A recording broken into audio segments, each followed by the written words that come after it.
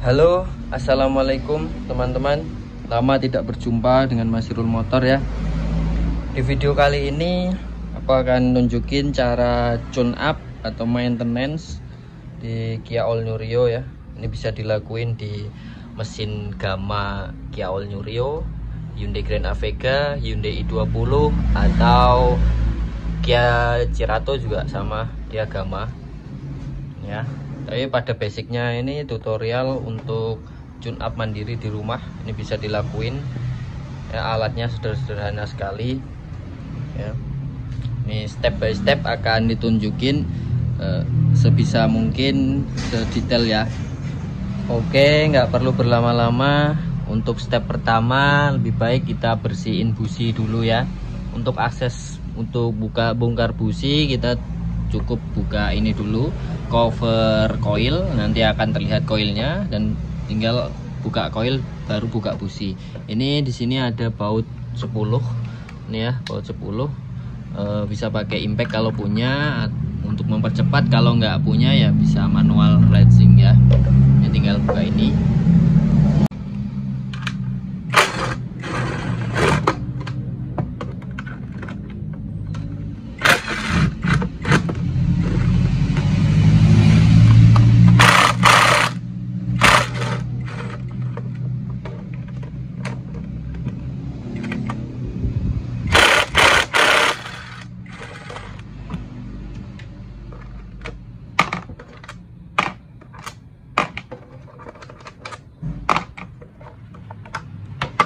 Oke, cover coil sudah terbuka, kita sisihkan.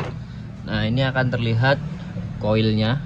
Ini yang disebut coil ya, untuk para pengguna mobil yang baru dan belum tahu, ini coil Kia All New Rio kayak gini di sini. Nah, tipsnya di sini supaya soket-soketnya ini tidak patah, karena biasanya karena umur itu biasanya gampang patah di sini ya. Ini nggak perlu dibuka soketnya, ini nggak perlu. Kalau memang mau buka ya bisa, tapi ini ditarik dulu yang abu-abu ini ya, yang abu-abu ini ditarik dulu, baru dipencet, baru ditarik. Nah, gitu. Tapi untuk mengangkat ini nggak perlu buka soket, jadi tinggal buka baut 10. Ini ada 4 dan satu lagi nih di bawah sini, supaya bisa keangkat semua serenceng dengan kabel-kabelnya, lebih aman untuk soketnya tidak akan pecah gitu.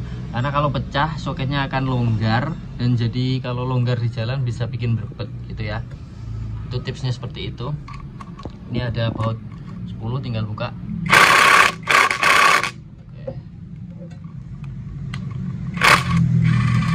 Oke ya, baut 10 ini ada 4.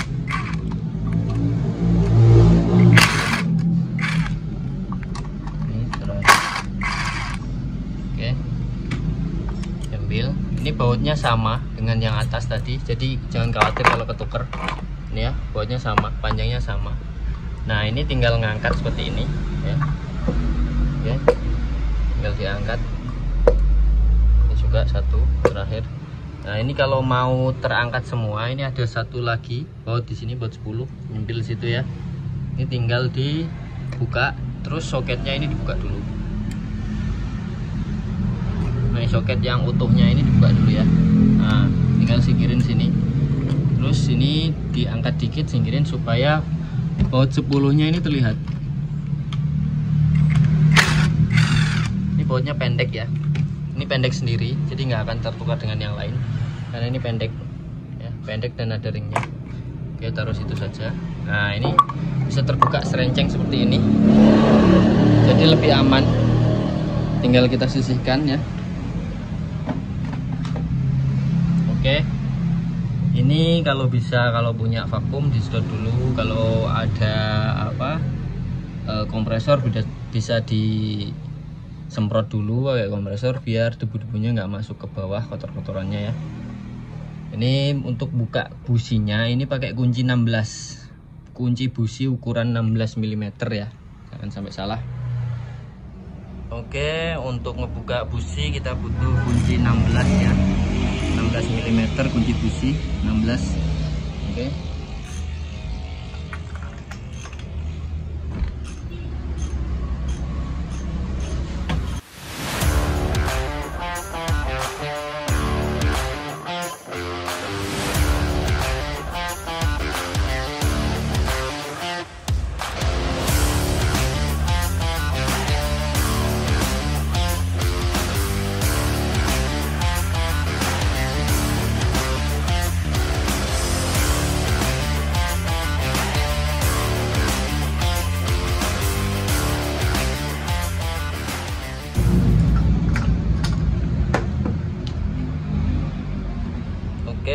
udah terbuka semua ya. Ini agak seret karena memang lama belum diservis, jadi karbonnya ini banyak sini. Oke, busi sudah tercabut semua, udah ya. Ini untuk antisipasi supaya tidak ada barang jatuh ke dalam lubang busi atau apapun itu, debu atau apapun, kita tutup lagi pakai cover coil ini selama kita bersihin businya ya. Ini businya sudah kotor, lama nggak di servis ya. Ini ya nggak begitu lama sih sebenarnya, paling cuma 5000 km pemakaian. Ini udah sekotor ini ya, tinggal bersihin pakai sikat kawat ya, disemprot pakai cup cleaner atau brake cleaner sama aja boleh ya, untuk membantu mempercepat pembersihan. Tinggal sikat-sikat pakai kawat ya. Terus kalau ada fuller atau filler gauge ya, untuk ukur ini jarak gap businya. Ini gap busi spek untuk Kia All New Rio itu 0,9 sampai 1 mm ya. Jadi ini gap aja. Oke, kita bersihin busi dulu. A few minutes later. Oke, busi udah dibersihin ya, udah dicek gapnya masih sama, nggak ada regap sendiri, masih bagus, bersihin ya sampai bersih ya. Oke, tinggal pasang lagi. Oke, tinggal pasang ya. Untuk masangnya, pengencangannya aku biasanya pakai ini kunci torsi atau kunci momen ya. Ini aku pakai 21 Nm karena speknya ini 14,7 sampai 24,5 Nm. Jadi dikencangin di tengah-tengah boleh, max boleh, min ya boleh-boleh aja karena speknya segitu ya. Ini tinggal pasang. Oke. Kalau nggak punya kunci torsi seperti ini, bisa pakai kunci wrench biasa ya. Caranya ini kita masukin, puter mentok ya, sebentar. Ini kita masukin dulu salah satu gini, puter mentok sampai mentok pakai jari ya, ini ya.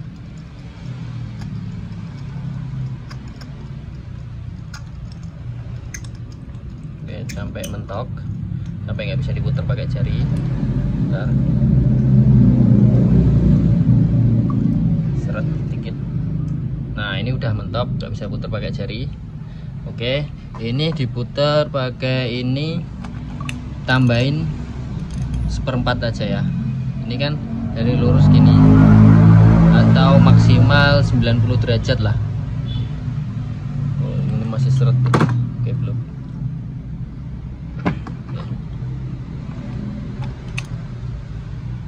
Dan tadi 1/4, ini tambah 90 derajat lagi. Oke, gitu aja. Ini ya.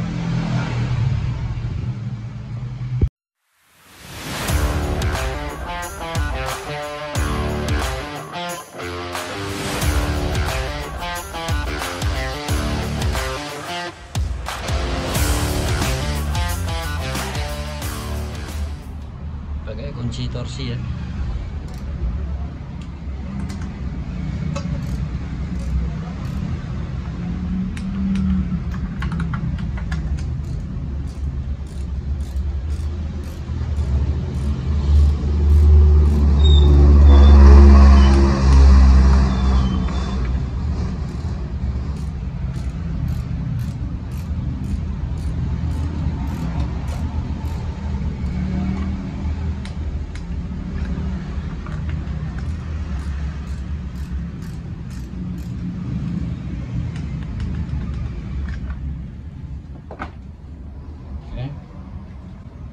Oke, busi sudah terpasang, tinggal kita pasang balik untuk koilnya ya. Ini koilnya serenceng, ini kita pasang balik.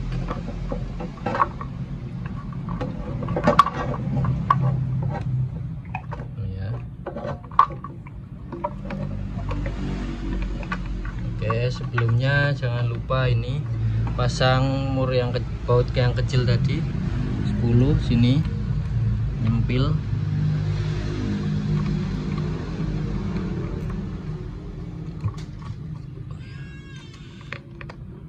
Oke, situ ya.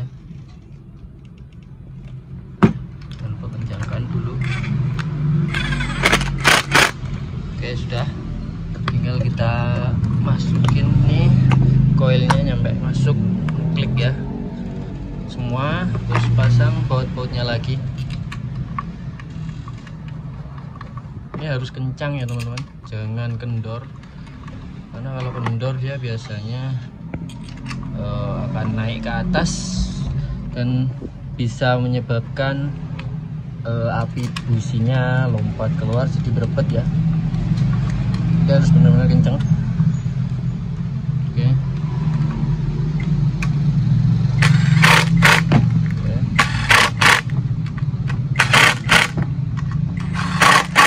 Ini aku pakai impact driver ya, bukan impact wrench. Ini yang kecil, serempat, jadi nggak begitu brutal torsinya, jadi nggak merusak baut. Ini jangan lupa tancepin lagi soketnya. Oke, sampai klik ya. Udah. Ini untuk urusan busi udah selesai, tinggal tutup lagi. Nah, kencengin ini. Oke, tutup lagi ya.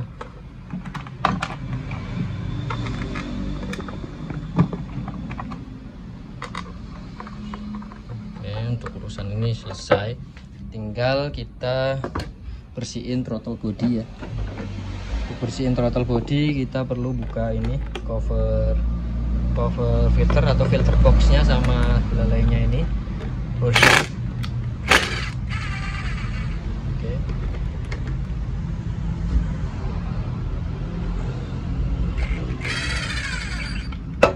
Oke, udah. Ini tinggal buka sini, ada klipnya. Angkat.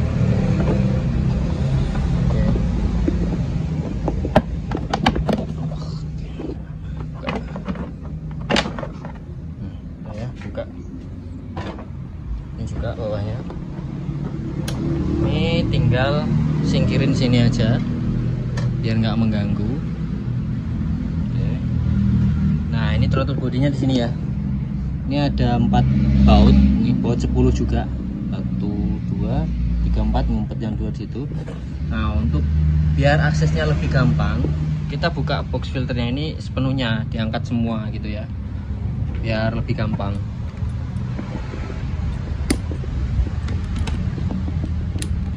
Oke, ini buka, ada 2 baut aja, baut 10 juga.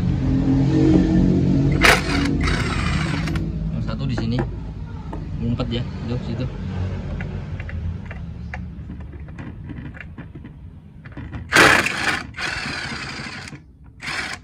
Oke, taruh sini aja ya, tinggal angkat terus tarik, karena ini ada di sini. Nah, sambungannya angkat tarik gini ya. Simpan dulu. Oke. Nah, ini ruangannya lebih ini ya, lebih leluasa untuk membersihin throttle body, nyopot throttle bodinya itu ya. Terus ini di sini ada soket ya, soket throttle body. Ini dicabut boleh, nggak boleh. Ini biasanya susah banget nyabutnya. Jadi untuk amannya nggak perlu dicabut, karena biasanya takut patah di klip-klipnya. Tapi kalau mau dicabut ya silahkan. Oke.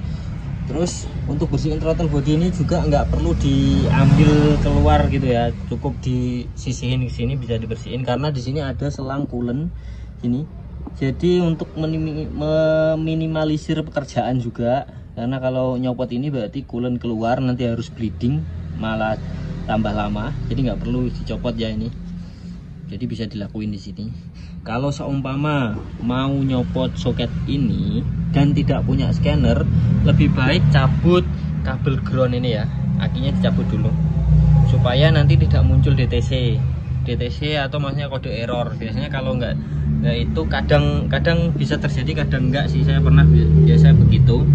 Kalau muncul DTC itu dia cek engine nyala, terus RPM dia tinggi terus di 1500 sampai 2000. Dia nggak mau turun di bawah 1000. RPM normal idle udah mesin anget itu kan sekitar 650 sampai 730 RPM ya itu. Jadi begitu. Ini tinggal buka di situ ya. Baut 10.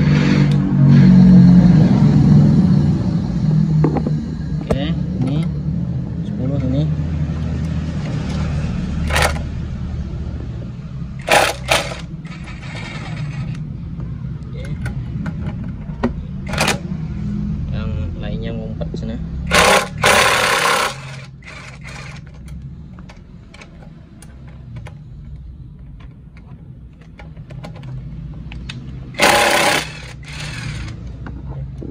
Yang satu ngumpet sini. Ya.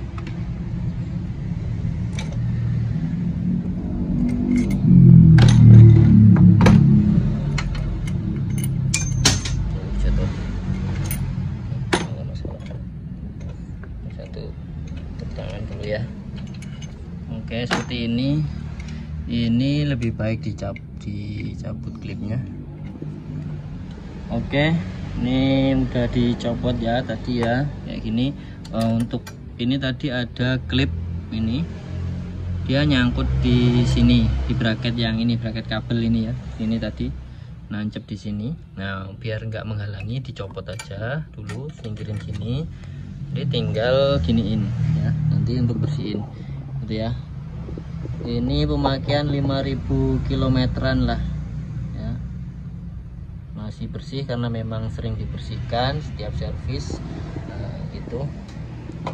Biasanya kalau kita servis di tempat bengkel yang rame, tapi nggak semua ya, tapi ada yang kayak gini, dia nggak nyopot throttle body, jadi cuma dibuka gini terus disemprot dari sini terus digas-gas. Nah, itu ada yang kayak gitu, itu cara cepat tapi ya nggak efektif karena yang dibersihkan tuh sebenarnya yang dalamnya itu, yang kotor ini ya. Oke, bersihkan dulu. Ini sekotor ini ya. Nah, ini enggak kotor-kotor amat. Biasanya ada yang lebih kotor, tergantung medan yang dilalui juga sih. Biasanya banyak debu atau enggak, dan filternya masih bagus atau enggak, gitu ya. Jadi kebersihan filter di sini sangat penting teman-teman. Jadi kalau sudah kotor, ganti saja, nggak usah dibersihkan gitu loh. Maksudnya jangan bersihin filter pakai kompresor atau gimana gitu ini kan. Nah, ini ciri-ciri filter yang masih relatif, ini yang bersih lah, masih bisa dipakai. Ini belakangnya, ini yang terkena debuin bagian sini, ini belum begitu kotor, ini masih layak dipakai. Ini cirinya seperti ini. Kalau memang ada daun nyangkut sini, tinggal diketok-ketok bawah ya, diketok-ketok, nggak usah ditiup pakai kompresor gitu, karena kalau ditiup pakai kompresor kenceng biasanya merusak ini pori-pori filternya, jadi malah makin tambah lebar, itu bahaya malah ya. Jadi kalau memang sudah kotor, ganti saja, nggak perlu ori. Ada pilihan HMI harga 100 ribuan, murah, karena kalau ori 350 ribu gitu ya. Jadi HMI atau Mando itu udah cukup. Yang ini aku pakai Mando ya, harga dengan HMI ini sama aja, 100 ribuan ini. Jadi pakai yang bersih. Jadi ini kita bersihin dulu ya, pakai cup cleaner atau brake cleaner juga nggak masalah, sama aja dia cleanernya, hasilnya sama. Tapi kalau ada cup cleaner ya pakai cup cleaner ya, tinggal bersih-bersihin, semprot-semprot pakai ini dilap-lap pakai tisu ya. 6.5 hours later.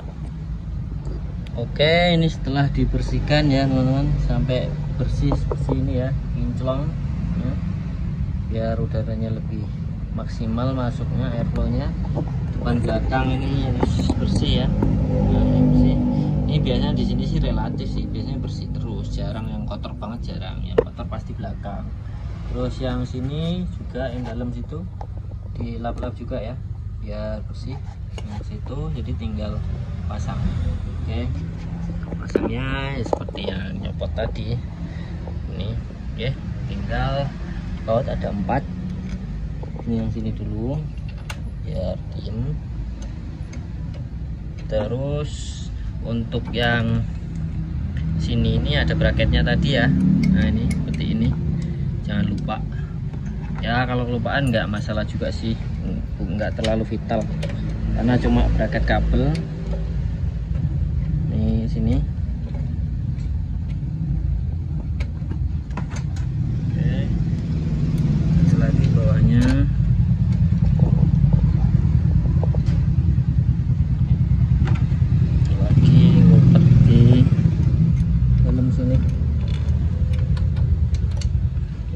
Satunya bisa lah ya. Oke, tinggal ngencengin aja ya. silang ya teman-teman, biar dia napak sempurna.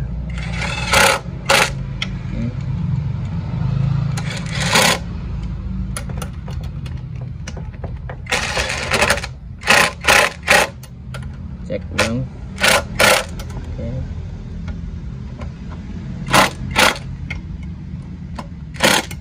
Oke. Saya untuk pasangnya nih tinggal pasang soket ini. Tadi saya lepas supaya ngasih previewnya gampang ya. Ya nggak masalah, karena kalau memang muncul DTC nanti bisa dihapus karena punya scanner. Kalau nggak punya scanner nggak usah dicabut, nggak masalah. Nah ini yang saya bilang tadi gampang patah ini ya. Ini di sini ada klipnya, ini patah. Ini udah dari dulu menjaga beli, ini udah patah ya. Nah itu yang bawahnya masih klip penguncinya ini patah. Yang penting udah masuk sempurna, dia aman sih karena kencang, dia ada karetnya. Ini masukin sini lagi. Oke, ini udah selesai, tinggal pasang filter boxnya lagi. Nah ini pasti salah satu dari teman-teman ada yang bertanya-tanya, itu apa bang yang bulat-bulat itu? Ini OCT ya, atau oil catch tank. Nih ya, ini pasangan sendiri, bukan dari pabrikan. Ini ya oil catch tank, ini fungsinya untuk menyaring uap oli yang keluar dari PCV valve. Ini dari sini, dari mesin, uap oli, lubang hawa lah ya, ini ke sini. Terus yang satunya ini baru balik ke intake, karena PCV itu biasanya nyedot ke intake lagi. Ini untuk menjaga klepnya biar bersih gitu dari oli, meminimalisir uap oli yang terhisap kembali gitu. Meskipun di sini juga kan, ini juga ada, ini ke ini. Nah, ada dua dia, tapi yang ada PCV valve-nya yang sini, positif crank valve di sini ya, yang ngumpet di situ. Mana ya, pokoknya ngumpet sini. Ini tertutup, ada tutupnya aku mobilku. Nah ini aku pasang berapa ribu kilo ya? Sekitar baru 3000 kilometeran. Ini kita lihat seberapa banyak oli yang masuk ke dalamnya ya. Coba kita buka dulu. Oke.